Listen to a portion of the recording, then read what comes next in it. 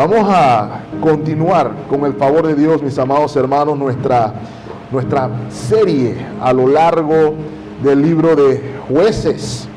Espero que no se nos haya olvidado el título: Bajo el señorío de Cristo, una advertencia contra el libertinaje espiritual.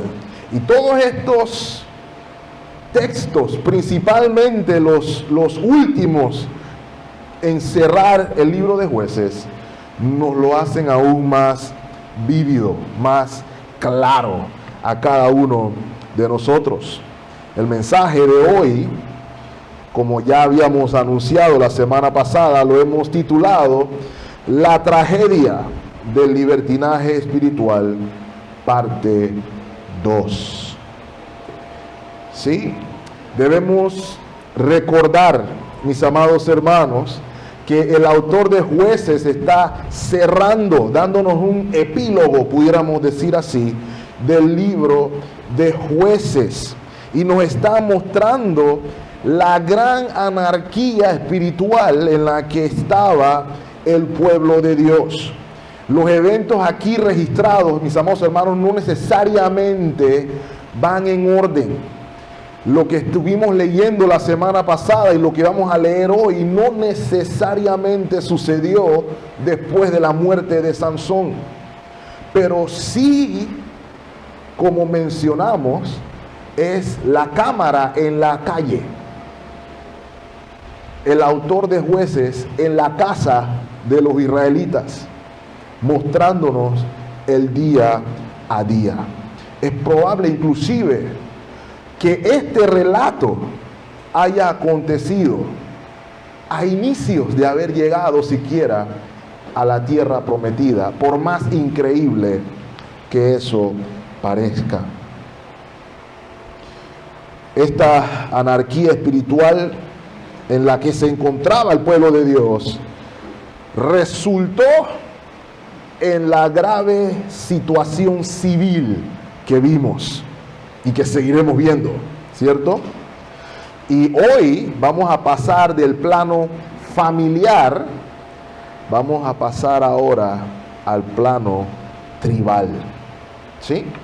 La intención, hermanos, mientras avanzamos, es que por la gracia de Dios podamos ver tres cosas. Uno, advertencias para el pueblo de Dios hoy. Dos, enseñanzas, gracias hermano, para el pueblo de Dios hoy. Y finalmente que podamos también observar, hermanos, cómo todas nuestras necesidades, todas nuestras aflicciones son absoluta y únicamente satisfechas por el único Dios verdadero. Los personajes del texto, mis amados hermanos, son importantes, son vitales. Conversaba con el hermano Adrián ayer y hablábamos de la importancia de la historia y cómo muchas veces, aún creyentes, vivimos de espaldas a la historia por la manera en que nos la contaron en la escuela, cuando era solamente un drill de memorización y memorizar fechas y días y eventos. Pero el creyente debe darle un aprecio mayor a la historia que pasó y a la historia que está viviendo, porque tiene el privilegio de ver a Dios obrar en medio de todo. Y esta historia permite reflexionar sobre cómo Dios obra en medio de los tiempos. Por eso los personajes son importantes. Recuerdan, hermano, la semana pasada concluimos con la instalación de un santuario en la región montañosa de Efraín, en casa de una pequeña familia efraíta, donde habitaba un ladrón muy piadoso, donde había una madre maldiciente muy piadosa, un hijo obediente a los desvaríos de su padre, y finalmente un joven levita llamado Jonatán, que fue el sacerdote personal del joven Micaía. Vimos, hermanos, también que aún con todo esto, el Señor había dado instrucciones concisas y precisas. La vimos, por ejemplo, en Deuteronomio 12:5, donde el Señor había dicho que la adoración se iba a dar donde fuera que el Señor santa soberanamente hubiera dicho, ahí era el lugar de adoración. Y no solamente vimos eso, sino que también el Señor había dado instrucciones sobre de quién puede ser sacerdote y quién no. Hebreos 5:4 nos recuerda que no es como hacen muchos hoy, que tuvo un sueño y por eso voy a ser pastor o voy a ser apóstol o lo que sea y monto mi iglesia en cualquier esquina. No, dice el Señor que un sacerdote no era autoproclamable, sino que era divinamente ordenado por Dios, tal como lo fue Aarón. Era un llamado divino.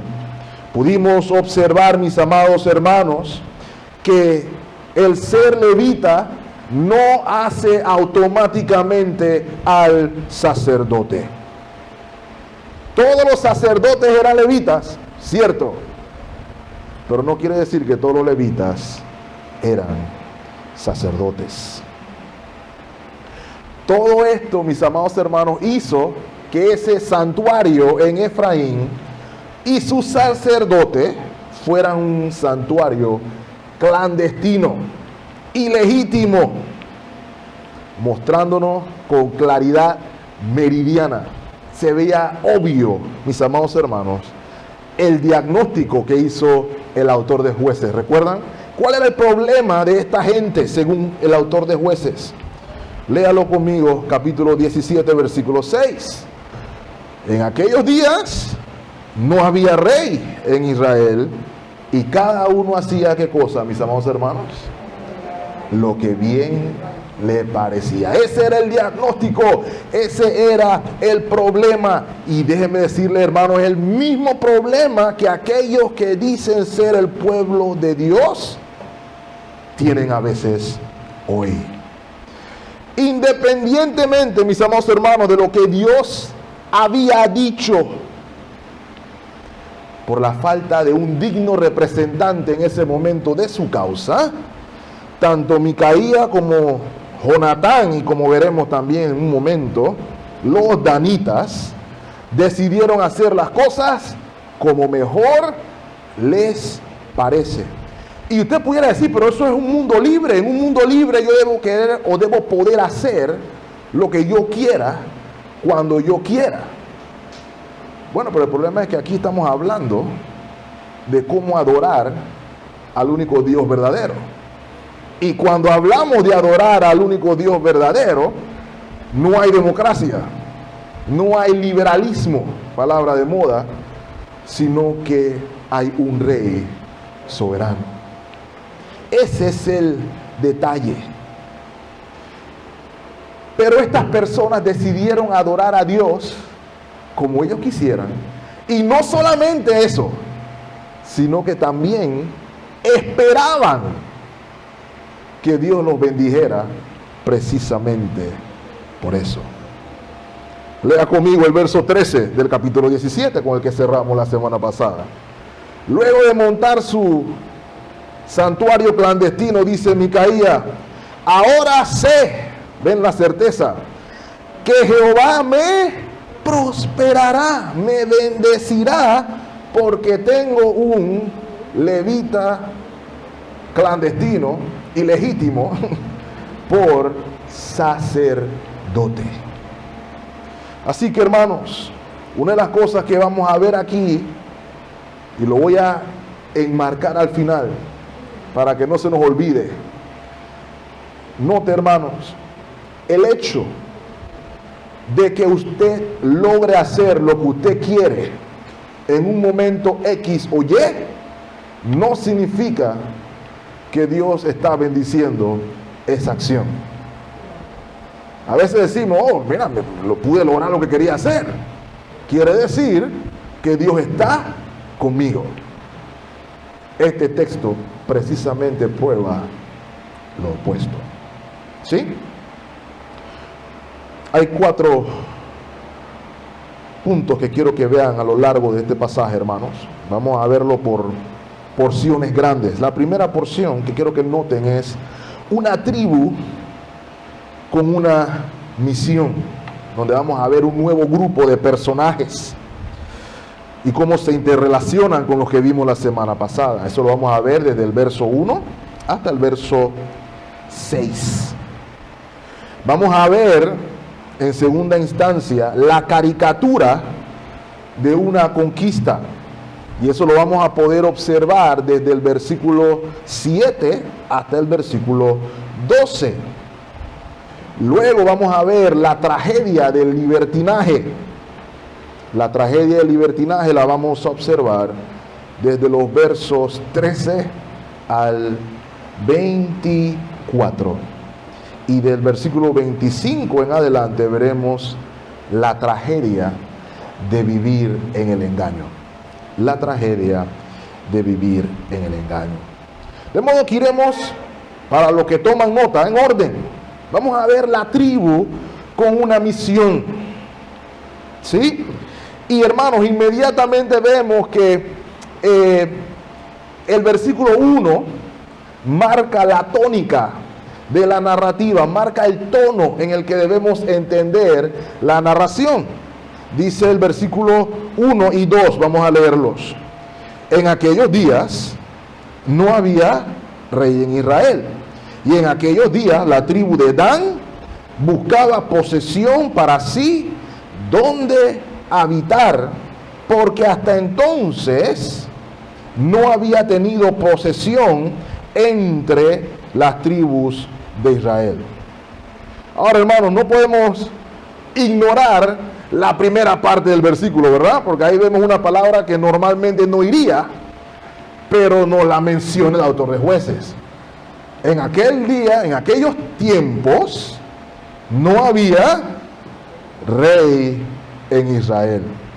El autor de Jueces busca que notemos algo importante. Los personajes que se van a añadir no son diferentes ni a Micaías ni a Jonatán. Los personajes que se van a añadir están haciendo exactamente lo que ellos hicieron, lo que a sus ojos les parecía lo correcto.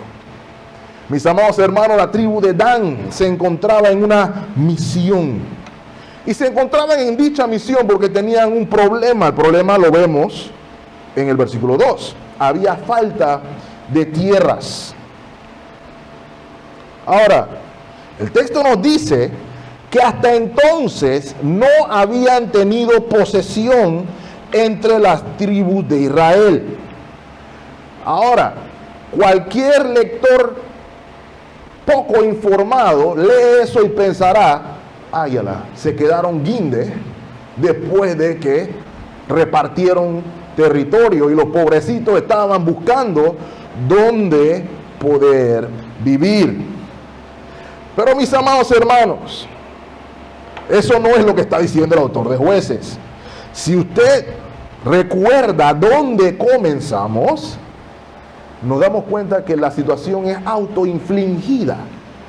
Acompáñenme, por ejemplo, al libro de Josué, capítulo 19.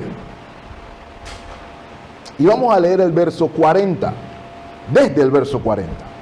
Dice el verso 40, la séptima suerte correspondió a ¿quiénes? ¿Lo ven ahí?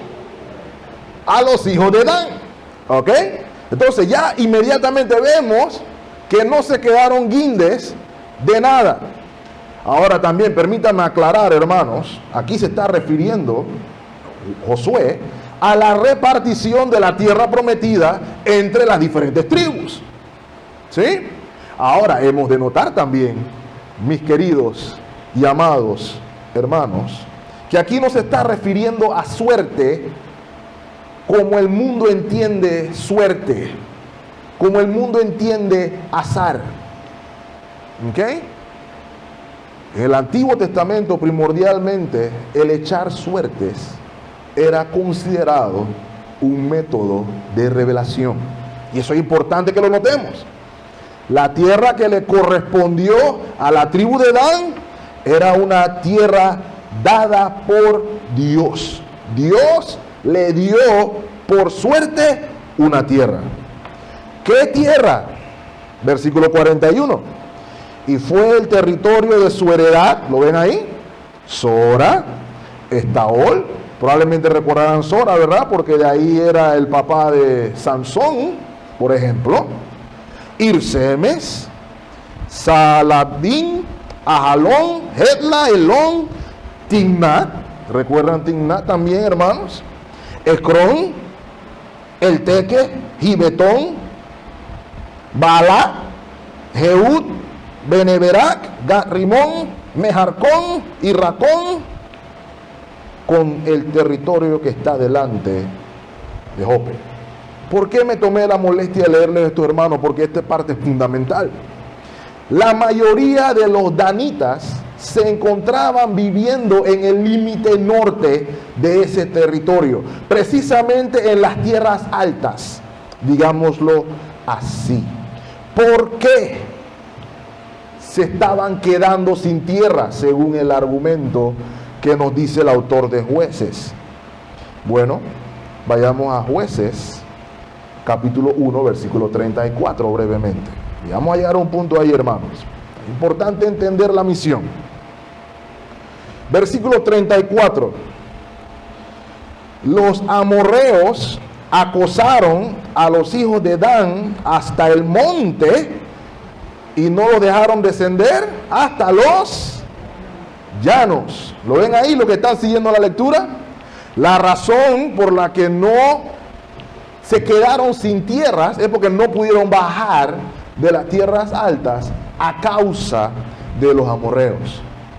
Ahora usted se puede hacer la pregunta, ¿por qué fue eso? ¿Será que los amorreos eran muy poderosos? Irrelevante.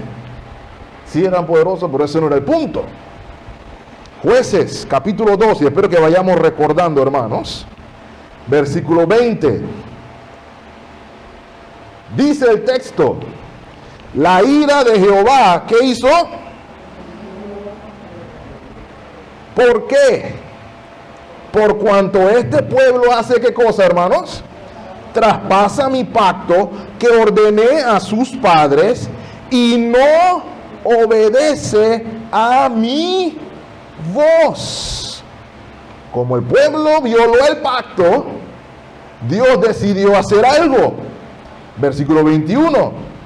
Tampoco yo volveré más, ¿a qué? A arrojar de delante de ellos a ninguna de las naciones que dejó Josué cuando murió. ¿Con qué propósito? Versículo 22. Para probar con esas mismas naciones a Israel si procurarían o no seguir el camino de Jehová, andando en él como lo siguieron sus padres. Versículo 23. Por esto dejó Jehová a aquellas naciones sin arrojarlas de una vez y no las entregó en manos de Josué o en manos del pueblo de Dios. ¿Okay? Aquí tenemos la respuesta de por qué los danitas estaban sin tierra. Los danitas no tomaron la tierra que les correspondía porque se hicieron amigos de la tierra, se hicieron amigos del mundo, se olvidaron del Señor, violaron el pacto y no echaron a los amorreos. Como hemos visto, inclusive hasta el capítulo 16, no solamente fueron los amorreos el problema, sino que más adelante llegaron a ser inclusive ¿quiénes? Los filisteos. ¿Ok? Ahora usted podrá entender el contexto. Los danitas tenían un problema real. Aquí lo interesante, hermano, es que notemos cuál era la solución del problema según los danitas. Si usted y yo seguimos la lectura de los pasajes que le recomendé, Lo lógico sería hacer lo siguiente: oh Señor, hemos pecado, ten misericordia de nosotros y permítenos entrar en la tierra que tú nos concediste. Eso debía ser lo normal, eso debía ser lo natural. Sin embargo, el libro de Jueces nos va a decir que la conclusión de los danitas fue otra. Los danitas dijeron: vamos ahora a buscar otra tierra. Aun cuando Dios nos haya dicho que esta era, vamos a buscar otra tierra. Una tierra buena. Y Dios, estoy parafraseando aquí, nos tiene que bendecir en esa nueva tierra. Pero el problema es, hermano, que ya Dios le había dicho, esa es su tierra. ¿Lo ven ahí? Pero hermanos, no había rey en Israel. Y cada quien hacía lo que bien le parecía. Y hermanos, si se dan cuenta, inclusive esta es hasta una actitud de soberbia por parte del pueblo de Dios, porque están diciendo: la tierra que Dios me dio no es suficientemente buena. Yo, por mis propios méritos, voy a encontrar una mejor tierra para mi gente. ¿Ok?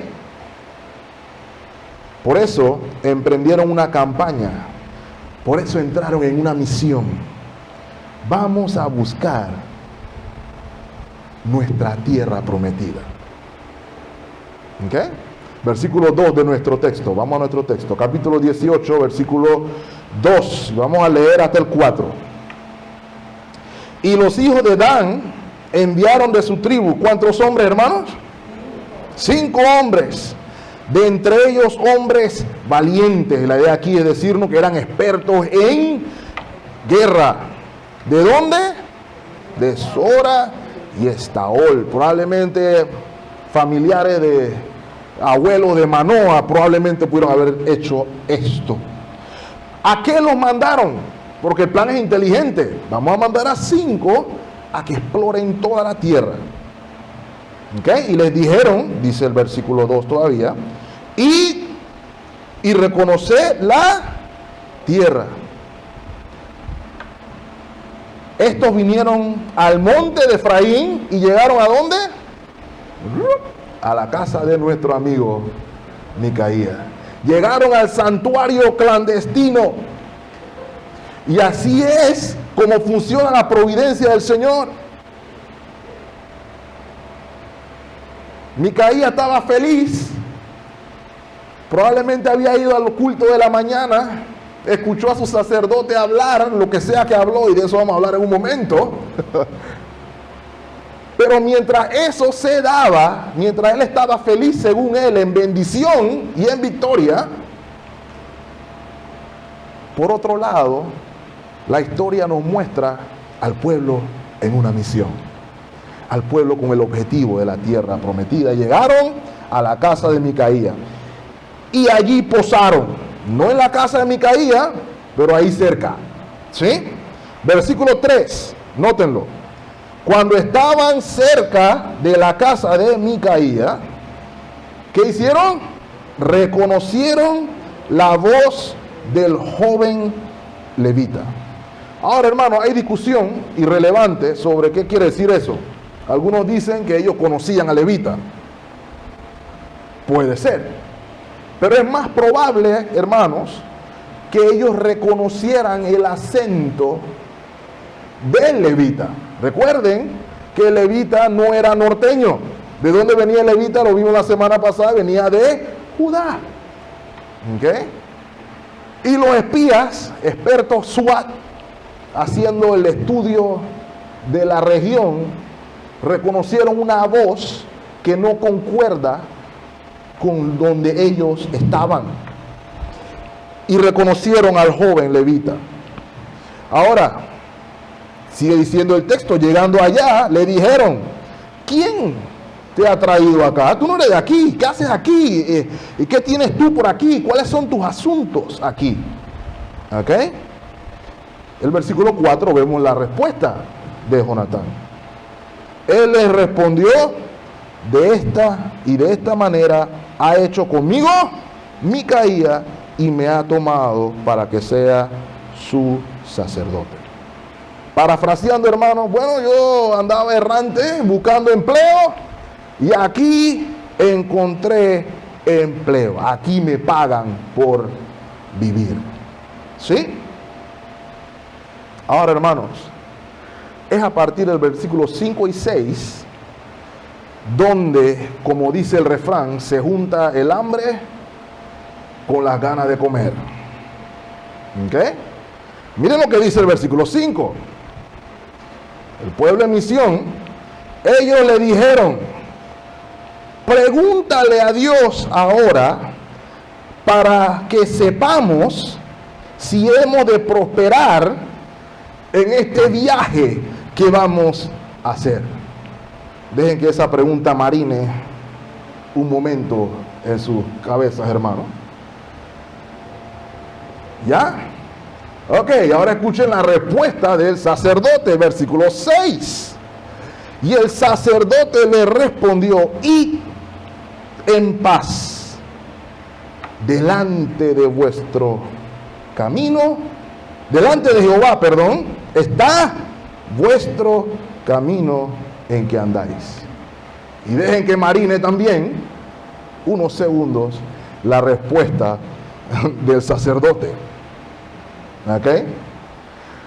¿Por qué estoy diciendo, hermanos, que se juntaron el hambre con las ganas de comer? Y disculpe que hable de hambre a esta hora de la mañana, hermanos, pero es precisamente lo que sucede aquí. Aquí se encuentran aquellos que querían que le rascaran los oídos con aquel que tenía ganas de rascar oídos. Eso es lo que estamos viendo aquí, mis amados hermanos. Pregunta: ¿sabían los danitas la voluntad del Señor? Sí.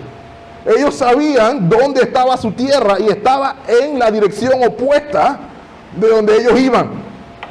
Pregunta número 1. Pregunta número 2. ¿Por qué Dios prosperaría un viaje que es contrario a su voluntad? Dos preguntas que nos hacen meditar y que debemos meditar, hermano, de que muchas veces somos así. A veces sabemos que estamos en una empresa que no agrada al Señor, pero aún así queremos oír que alguien nos diga: el Señor está contigo, tú dale. ¿Con qué se junta eso, hermano? Hermanos, los danitas, querían oír que Dios estaba con ellos, a pesar de que no estaban haciendo la voluntad de Dios, porque ellos sabían que no estaban haciendo la voluntad de Dios. Y hermanos, note, el sacerdote falso estaba dispuesto a darles lo que ellos querían oír. ¿Saben qué debía decir un sacerdote verdadero ahí? Un sacerdote verdadero debía decir: ¿ustedes para dónde van? El Señor les manda a que se arrepientan y regresen. Pero ese mensaje no es popular, hermanos. Ese mensaje no da mucha plata tampoco. ¿Ok? Por ende, el sacerdote se fue por la fácil. Y mis amados hermanos, aquí encontramos la primera advertencia. Y es doble. Y espero que hayan puesto atención. La primera advertencia va dirigida a aquellos que consideran ser líderes espirituales que hablan de parte de Dios. ¿Sí? Uno de los oficios del sacerdote era que él consultaba al Señor. En el efod habían dos piedrecitas, el umín y el tumín, con el cual se consultaba el oráculo. Esa era la labor del sacerdote también. Y el sacerdote clandestino dijo: yo tengo mi umín y yo tengo mi tumín, y yo voy a hablar de parte de Dios. el sacerdote se atribuyó a hablar de parte de Dios para que ellos escucharan lo que ellos querían oír.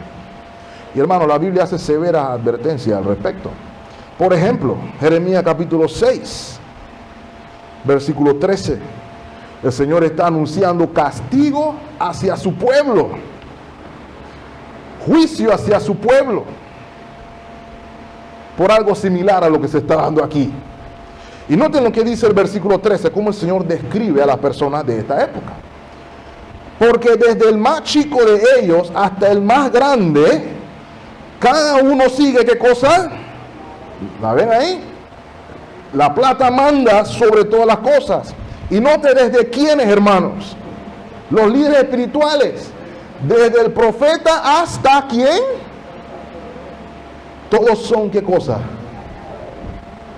¿Lo ven ahí? Porque son engañadores. Miren lo que dice el versículo 14. Curan la herida del pueblo con liviandad. ¿Qué quiere decir el autor ahí, hermano? Imagínense que alguien le mete un balazo con una escopeta de grueso calibre en el brazo y que yo venga con una curita para ponerle en el brazo. Esa sería la imagen, ¿ok? Imagínense un brazo guindando del balazo y yo vengo con una curita para tapar el brazo. A eso es lo que se refiere el Señor a través del profeta. Mis profetas curan las heridas de este pueblo con liviandad. ¿Y cuál es la curita? Paz. Paz. Todo está bien. El Señor está contigo. Dios te bendiga. Esa es la advertencia para los que decimos ser predicadores. Por eso el apóstol Pablo, segunda de Timoteo capítulo 4, versículo 2, le dice a Timoteo que haga una cosa. Que prediques la palabra. Que instes cuando, hermano, a tiempo y fuera de tiempo. Pero miren las palabras que siguen. Que redarguye, reprenda, exhorte con toda paciencia y doctrina. Algunos piensan que el trabajo del pastor es hacer sentir a la gente bien, hacer sentir a la gente empoderada. Bueno, eso no es la labor del pastor de acuerdo a la Escritura. El profeta en la Escritura era un atalaya, tenía que sonar la alarma, tenía que decir, jueguen vivo, como decimos nosotros el buen panameño. Esa es la primera advertencia. Pero adivinen para quién va la segunda advertencia, hermanos. La segunda advertencia es para los que les gusta que le rasquen los oídos. Y hermanos, eso es tan real hoy. Vivimos en tiempos donde muchos quieren oír de sus predicadores: tú eres un campeón, tú eres especial. El Señor me ha mostrado que tu año 2022 va a ser tu año. Y a muchos nos gusta ese tipo de... Eso es lo que yo quiero oír, que este es mi año. Este es lo que yo estaba esperando, mi bendición es ahora. ¿Cuántas canciones gospel escuché? Mala teología diciendo, estoy esperando mi bendición. Este es el momento de mi vida. Esta es la hora. Porque la tormenta dura en la noche, pero el gozo viene en la mañana. Y comenzamos a hablar todos estos pregones. Estos son los que nos emocionan. Estos son los que nos traen alegría. Estos son los que sacan los amenes. Pero cuando dicen, tienes que arrepentirte de tu pecado, estás en pecado, deja de fornicar, deja de cometer adulterio, ya no hay tantos amenes. Cuando se nos dice, tienes que perdonar a tu hermano, tienes que reconciliarte con tu prójimo, ya no hay tantos amenes. Eso no nos rasca tanto los oídos. Pablo también hace una exhortación a ellos ahí mismo en 2 Timoteo capítulo 4. Ahora el versículo 3. ¿Por qué debía predicar la palabra, Timoteo? ¿Por qué debía instar a tiempo y afuera de tiempo, redarguir y reprender? Versículo 3. Porque vendrá un tiempo, y permítame decir, hermano, ya estamos ahí, cuando no sufrirán, ¿qué cosa? La sana doctrina, sino que teniendo, ¿qué cosa? Comezón de oír, se amontonarán maestros, acumularán maestros conforme a ¿qué? A sus propias concupiscencias, y apartarán la verdad, el oído, y se volverán a la fábula. Hermano, mi papá me contaba que había iglesias que despedían pastores por cosas como esta. Este pastor predica mucho de pecado, mucho, demasiado, todos los días pecado, pecado, pecado, pecado. Reunión de negocio motivada por los diáconos, necesitamos un pastor más, y utilizaban palabras más energético, más dinámico, más alegre, menos sombrío. Pastor está botado porque hablaba la alarma. ¿Y qué hace lo que quieren que le rasquen el oído? Yo quiero a alguien que ponga esto en algo, uno que sí nos diga qué es lo que el Señor nos va a dar. Oh, mis hermanos, Dios nos conceda oídos para oír, oídos que quieran la verdad, aunque duela. Porque déjeme decirle algo, hermano, Dios no lo salvó para que usted se sienta bien. Dios lo salvó, y permítame hacer el matiz, para que usted fuera hecho conforme a la imagen de su Hijo Jesucristo. Y eso puede doler. Eso puede doler. Pero al final es para nuestro bien. Dios nos dé oídos diferentes a los de los danitas. La caricatura de una conquista.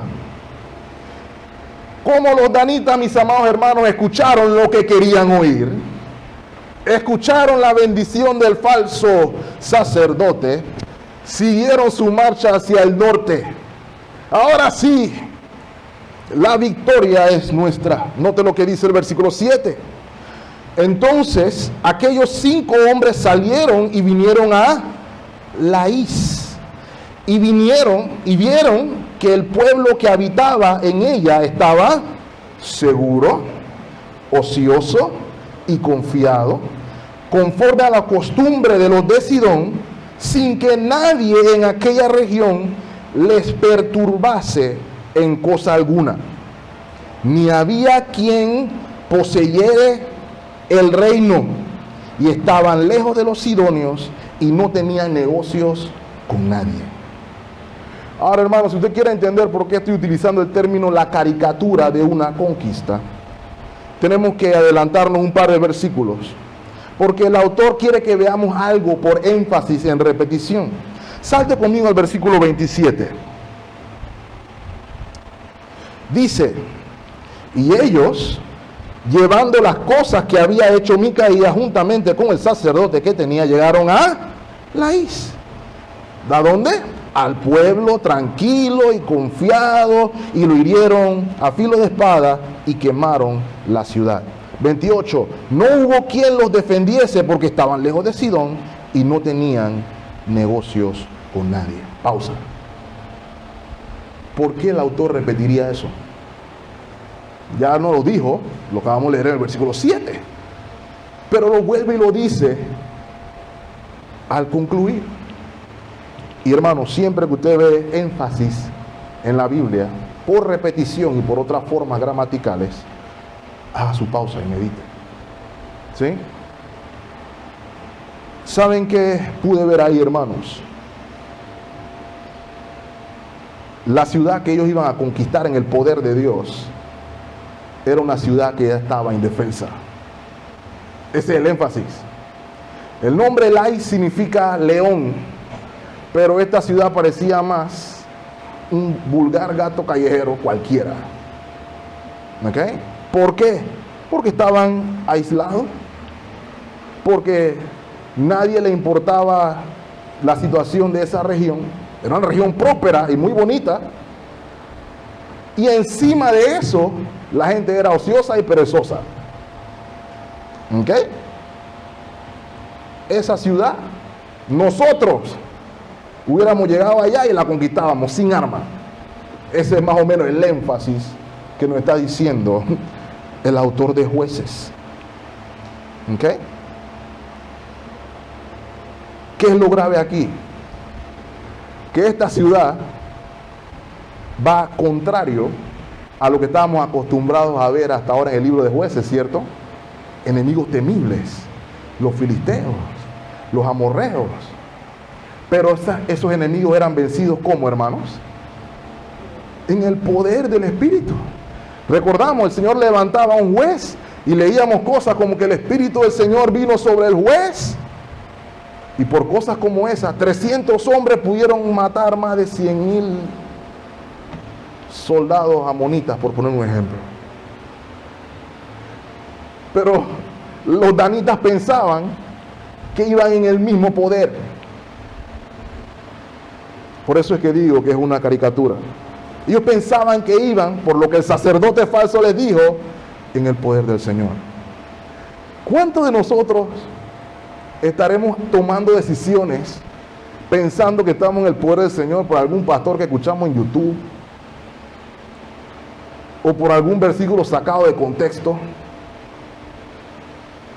¿Cuántos han llegado a la oficina de su jefe y le han dicho: mi pastor me dijo que yo soy cabeza y no cola, así que me tiene que poner gerente general? Nos reímos, pero probablemente algunos ya lo han hecho, porque alguien les declaró que en este 2022 y todo lo demás. Pero noten algo, hermanos. Volviendo a nuestro texto, a sus hermanos en Zora y Estaol, les dijeron: ¿qué hay? Y ellos respondieron, llenos de valor, llenos de coraje por la causa: levantaos, subamos contra ellos, porque nosotros hemos explorado la región y hemos visto que es muy buena, y vosotros no haréis nada. No sean perezosos en ponerse en marcha para ir a tomar posesión de la tierra. ¿Ven el discurso? ¿No se parece a una historia más o menos similar en Números 13? Cuando 12 hombres de las diferentes tribus, entre los que se encontraba un tal Josué y un tal Caleb, fueron y dijeron al pueblo: vayamos a conquistar la tierra. Hermanos, los danitas estaban tratando de igualar su gesta con la gesta de entrar a Canaán, pensando que Dios estaba con ellos, pensando que el poder de Dios los iba acompañando, hermanos. Versículo 10: cuando vayáis, llegaréis a un pueblo confiado y a una tierra muy espaciosa. Note, pues Dios, ¿lo ve ahí? Dios la ha entregado en nuestras manos, lugar donde no hay falta de cosa alguna que haya en la tierra. Versículo 11: entonces salieron de ahí, de Zora y Estaol, ¿cuántos hombres? Armados de armas de guerra. Fueron y acamparon en Kiriat Jeraim en Judá, y llamaron al campamento, hermano, noten ahí, el campamento de Dan. Vamos a conquistar para el Señor. Hasta hoy, decía el autor de Jueces. Pero hay diferencias. Cuando Josué y Caleb fueron a dar el reporte de que la tierra era buena, los israelitas dijeron: no queremos ir allá, hay gigantes, no vamos para allá. Lo que hicieron Josué y Caleb fue animar al pueblo a cumplir, ¿qué cosa? La palabra de Dios, a encontrar ánimo en lo que Dios había prometido. Pueden medir 20 metros si quieren, pero Dios nos entregó la tierra.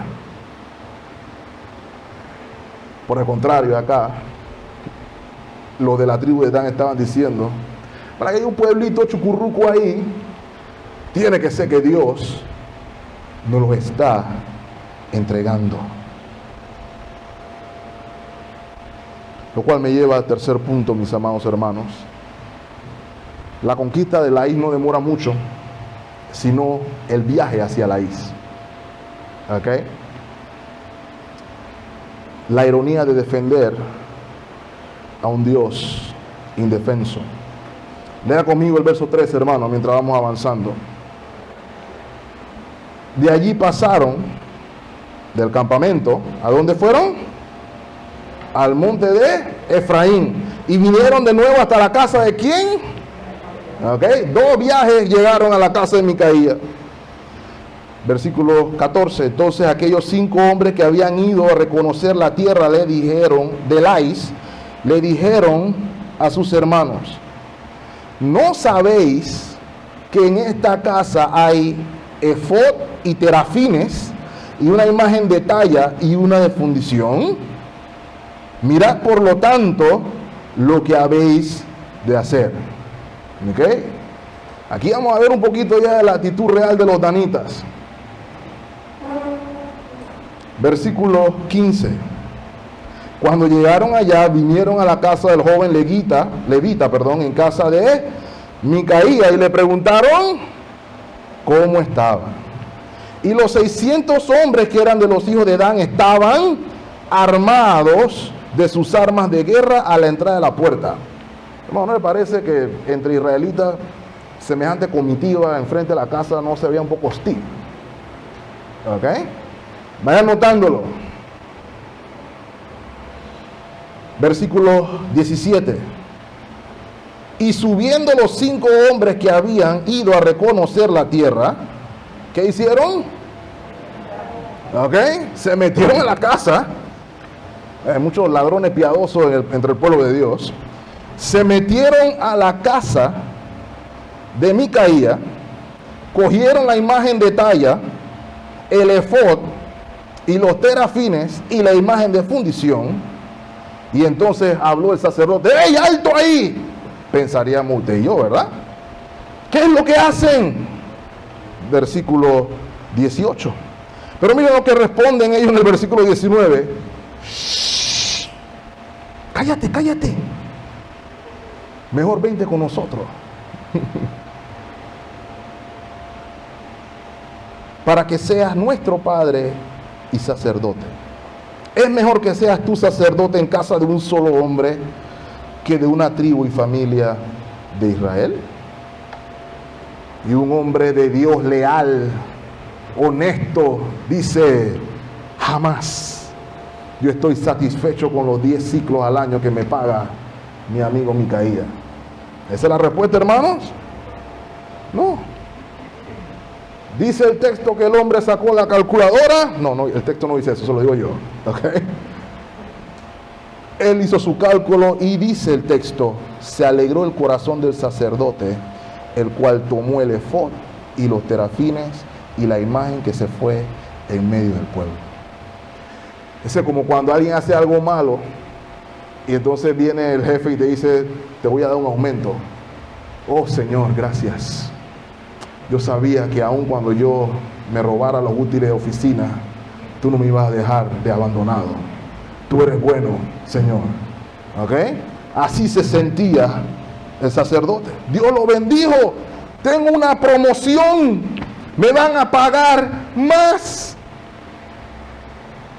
Esa es la sensación. Pero no termina ahí, hermanos.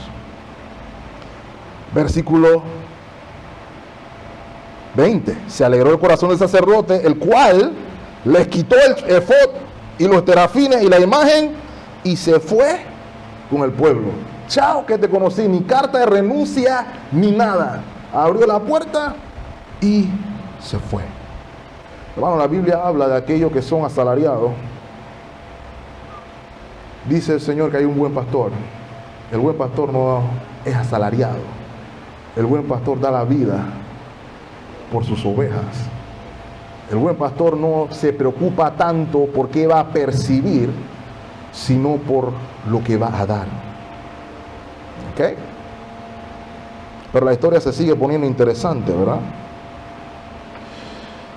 Ellos se volvieron, versículo 21, y partieron y pusieron los niños, el ganado y el bagaje por delante de él.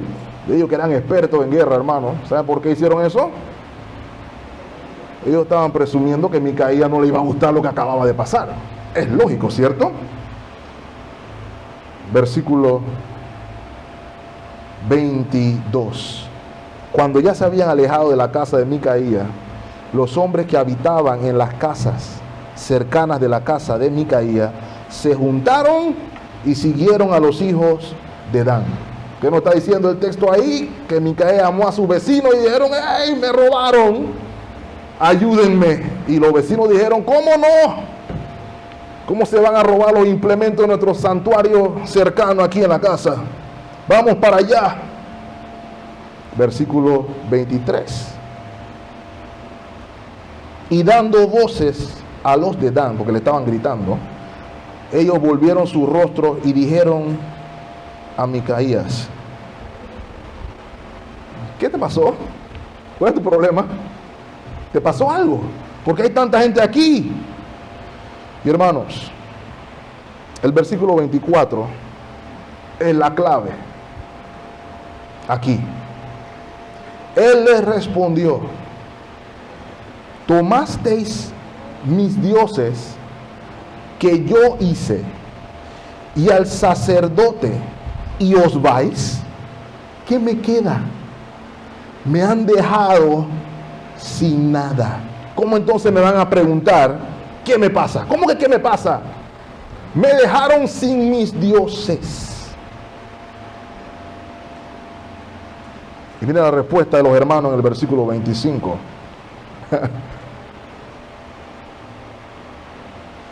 Y los hijos de Dan le dijeron, voy a parafrasear, hermano: deja la bulla, no sea que alguien aquí se enoje y te mueras con todos los tuyos. ¿Ok? Pueblo de Dios, hermano, no eran los fereceos, como ya les he dicho. Versículo 26. Y prosiguieron los hijos de Dan su camino, y Micaía, viendo que eran más fuertes que él, volvió y regresó a su casa. Hermanos, ¿se dieron cuenta lo trágico de la respuesta de Micaía? Se llevaron mis dioses, me dejaron sin nada. Piénselo por un momento, para que podamos ver la ironía de aquel que no pudo proteger a su Dios. ¿Lo ven ahí, hermanos? Tengo un Dios que lo hice con mis manos, que no puede hacer nada por mí, y que encima de todo yo no lo puedo salvar. Me acordé cuando leí esa parte del pasaje, hermano, cuando estaba peladito, más peladito, y veíamos ciertos animes y ciertas mangas, los caballeros del zodiaco y toda esta clase de cosas, donde la tónica era mortales protegiendo dioses. Y uno como peladito diciendo: ese hombre sí es fuerte porque pudo derrotar a un dios que quería molestar a la otra diosa. Hermano, estamos escuchando lo ridículo que suena eso. ¿Por qué tendría yo que proteger a quien se dice Dios? ¿Por qué tendría yo que servir a alguien que hice yo con mis manos? Esa es la tragedia del libertinaje espiritual. Quiero que escuchen la última frase que dijo Micaía: no tengo nada. Ese es el final de la idolatría, hermano. Ese es el final de tener dioses a nuestras imágenes. No queda nada. Salmo 115, versículo 4. Los ídolos de ellos son plata y oro, obra de mano de hombres. Tienen bocas, mas no hablan. Tienen ojos, mas no ven. Orejas tienen, mas no oyen. Tienen narices, mas no huelen. Manos tienen, mas no palpan. Tienen pies, mas no andan. No hablan con su garganta. Lean el versículo 8 conmigo, hermanos. Semejantes a ellos son los que los hacen. ¿Y qué más? Cualquiera que confía en ellos. ¿Sabe qué es lo que está diciendo el salmista ahí, hermanos? Todos los que confiamos más en cualquier cosa antes que el Dios verdadero, no somos nada. Aunque usted no tenga estatua en su casa, si usted confía más en su cuenta bancaria que en el Señor, usted no es nada. Si usted confía más en su esposo que en el Señor, no tiene nada. Si usted confía más en su esposa que en el Señor, tampoco tiene nada. Porque ¿sabe qué? Su dinero no lo puede salvar en el día de la angustia. Por más que clame, dinero, sálvame, no lo puede salvar en el día de la angustia. No le puede dar sanidad de una enfermedad, aunque se gaste todos los tratamientos médicos que quiera, aunque haga toda la terapia para estirarse la cara y cosmético y arreglarse todo para retrasar la vejez. La muerte llega igual.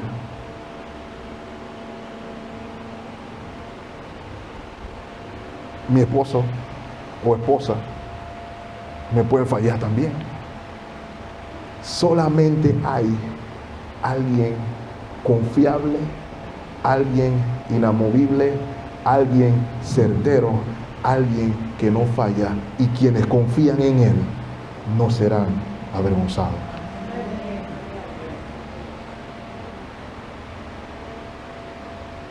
Confía en Jehová. Micaías pensaba que estaba en bendición, pero Dios le permitió ver que estaba desnudo, solo, miserable y perdido. Así es cualquiera que considera que su confianza puede ser puesta en cualquier otra cosa y no en Dios. Aun cuando pareciera que le está yendo bien, no tiene nada. Voy a cerrar con esto, mis amados hermanos. 4. Voy a tratar de decirlo lo más breve posible. La tragedia de vivir engañado. La tragedia de vivir engañado. Lea el versículo 27 conmigo. Y ellos, llevando las cosas que había hecho Micaías, juntamente con el sacerdote que tenía, llegaron a Laís, al pueblo tranquilo y confiado, y los hirieron a filo de espada y quemaron la ciudad. No hubo quien los defendiese, porque estaban lejos de Sidón y no tenían negocio con nadie, y la ciudad estaba en el valle que hay junto a Bet-rehob. Luego reedificaron la ciudad y habitaron en ella.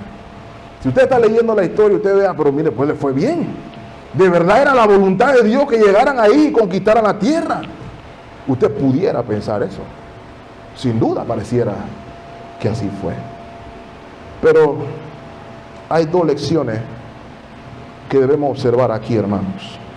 Y con estas dos lecciones voy a cerrar. 1. Una ciudad en la pereza, ociosidad, en la comodidad y la apatía no puede subsistir, no puede sobrevivir. El enemigo arrasa semejante ciudad con facilidad. ¿Saben qué? Medité en eso, con eso, hermanos. La iglesia de Dios, la que es pueblo de Dios, no puede darse el lujo de ser como la gente de Laís, ociosa, desconectada, aislada, y perezosa, porque el enemigo la arrasa. Habemos cristianos que nos gusta vivir solos, separados, aislados. No entienden el valor tampoco de la iglesia local. Escuchen las palabras del puritano George Swinnock. ¡Ay del que está solo! David estaba solo cuando Satanás lo llevó a deshonrar a la esposa de su prójimo. Continúa diciendo George Swinnock: cuando el rebaño permanece unido, está seguro al estar bajo la supervisión del pastor. Pero si una oveja queda rezagada del resto, es una presa rápida para el lobo voraz. No es empresa difícil robar la casa que está situada lejos de otros vecinos. Satanás, cual pirata cruel, anda en busca de aquellas embarcaciones que navegan sin que nadie las escolta. Somos de alguna manera como la gente de la isla, hermanos. Despreciamos el valor del cuerpo de Cristo, el valor de la comunidad de creyentes y la seguridad que viene de la mano de Dios para con su pueblo. O somos indolentes y perezosos y estamos satisfechos con nada. Y la segunda lección, hermanos, de esta porción la vemos en los últimos versos. Nosotros muchas veces tendemos a asociar el éxito con la bendición de Dios y a decir que cuando algo no me sale como yo quiero, que Dios está contra mí, que estoy bajo maldición. Y hermano, permítame decirle que ambas conclusiones son una mentira del diablo. Ciertamente hay un propósito divino en lo que sucedió con la Is. Recuerden, el Señor estaba haciendo juicio sobre toda la tierra de Canaán. Pero el pueblo de la Is no era el problema. El problema eran los filisteos, el problema eran los pueblos que sí iban a ser un problema. Pero como estas personas se salieron con la suya, ellos dijeron: Dios está con nosotros, Dios me está bendiciendo y por ende voy a seguir en lo mismo. ¿Vieron qué hicieron? Tomaron la imagen, tomaron el efod, todos los implementos que se robaron del primer ladrón y establecieron ahora otro santuario clandestino. Y ahora el santuario clandestino es en Dan. Y como Dios nos bendijo, todo el mundo ahora puede venir a Dan a adorar en Dan. Y vamos a adorar al Señor como me da la gana. Pero los pasos estaban dados, hermanos, para el juicio de Dios. ¿Saben hasta dónde llegó eso, hermanos? Dice ahí que así se quedó el contraste entre, dice el versículo 29, dice el versículo 21, y creo que es importante que lo leamos, hermanos. El versículo 29 nos dice: llamaron el nombre de aquella ciudad Dan, conforme al nombre de Dan, su padre, hijo de Israel. ¿Lo ven ahí? Bendición, estamos en bendición. Y los hijos de Dan levantaron, versículo 30, para sí imagen de talla y Jonatán, hijo de Gersón, hijo de Moisés, él, sus hijos fueron sacerdotes en la tribu de Dan hasta el día del cautiverio en la tierra. ¿Sabe qué quiere decir eso, hermano? Hasta el último día que la tribu del norte estuvo en la tierra prometida, el sacerdote de Dan fue Jonatán. Y sus hijos. ¿Usted quieren falsa palabra? Bueno, vivan falsa palabra hasta que la falsa palabra los arruine. Ese es en teoría general. Y noten, hermanos, algunos consideran que aquí hay una lucha entre los escribas, porque dice Gersón, hijo de Moisés. Algunas versiones dirán Manasés, estoy seguro que lo verán. Y el argumento es que era tal el oprobio de pensar que un levita como ese fuera descendiente directo del gran Moisés, que los escribas hicieron una nota ahí, con una N, esa es la diferencia entre Moisés y Manasés, una N. Pero no cambiaron el texto, nada más que la pusieron de una manera cursiva, digámoslo así, porque no querían nombrar siquiera que Jonatán fuera descendiente de Moisés. Pero ese era el sacerdote que la tribu de Dan quería. Y recordando, hermano, cuál es el problema del libertinaje espiritual, que todo el mundo quiere adorar al Señor como le da la gana. El hecho de que algo no salga como yo quiero, no quiere decir que Dios está en mi contra tampoco. Pregúntele a Job, por ejemplo. ¿Ok? Pobre Job pensando, Señor, si yo te he adorado todos estos días, te he servido todos estos días, y no parecía que las cosas iban bien, ¿cierto? ¿Pero era por maldición del Señor? No. De igual manera, hermano, nunca piense que ir en contra de la voluntad de Dios, aunque parezca que salga bien, va a terminar bien.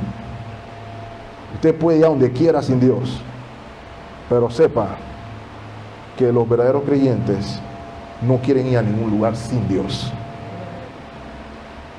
Preferimos pasar hambre con Dios que tener todo sin Él,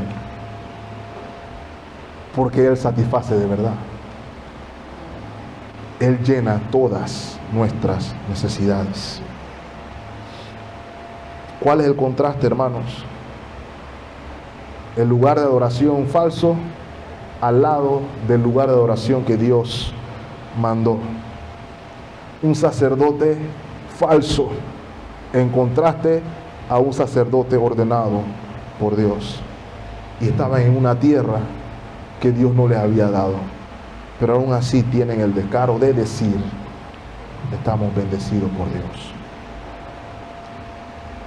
Sea, mis amados hermanos, Cristo, nuestro Salvador, quien nos saque de una condición de dureza espiritual tal en la que no podamos ver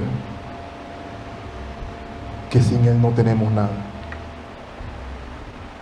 Por eso es que se llama salvación, hermanos, porque las personas estamos caminando muertos, pensando que estamos vivos, sufriendo lo que este mundo da como si fuera una victoria. Hermano, no quiero extenderme mucho más, pero meditémoslo por un momento. Hace 2 días en este país fue tendencia, hermanos. Nada más faltaba que abrieran los noticieros con eso. Un caso de fornicación en una empresa, de una institución del gobierno. Y no había indignación moral, es lo que menos había. Había indignación legalista, sí. Pero lo que más había era gente celebrando el evento. Comenzaron a salir los memes. Vamos a coger curso en el INADE. Vamos a hacer esto, vamos a los otros. Y el mundo piensa que eso es vida, cuando en realidad esto es muerte. Solamente Cristo, el Rey de Gloria, nos puede sacar de esa condición. Solamente Cristo nos puede sacar del vacío de la idolatría. Solamente Cristo puede derribar los altares que tenemos en nuestros corazones. Sea Cristo entonces, hermanos, nuestro guía también. Y que sea como cantamos: yo me rindo a Él, a su causa me consagro y entrego hoy mi ser. Es la única salvaguarda ante semejante condición. Y sobre todas las cosas, que el Señor nos conceda oídos para oír, oídos que amen la verdad de Cristo, la única que importa, la verdad que me diga estoy en pecado, la verdad que me diga necesitas cambiar, la verdad que me diga necesitas correr a Cristo.